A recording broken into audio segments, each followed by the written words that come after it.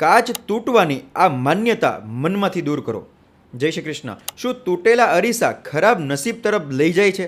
કાચના વાસણ તૂટવા લોકોના મનમાં ડર લઈને આવે છે. લોકો માને છે કે જો કાચનું વાસણ તૂટે તો કોઈને કોઈ દુર્ભાગ્ય એમની પાસે આવશે. હકીકતમાં આવું નથી.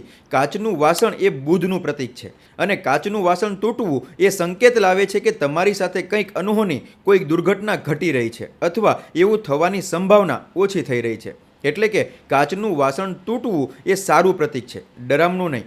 જો કે અરીસાનું તૂટવું એ તમારા માટે ચિંતાનું કારણ બની શકે છે. એટલે જ તમારા ઘરમાં ક્યારેય તૂટેલો અરીસો ન રાખો કે ખરાબ અરીસો કે જેમાં સ્પષ્ટ રીતે જોઈ નથી શકાતું એનું તૂટવું એ તમારા માટે દુર્ભાગ્યનું સૂચક હોઈ શકે છે. જો આવું ક્યારેય બને તો ગૌશાળામાં જઈને ગાયોની સેવા કરો, જેનાથી એના અન્ય સંભવિત દુષ્પ્રભાવ ઓછા થઈ શકે. જય શ્રી કૃષ્ણ.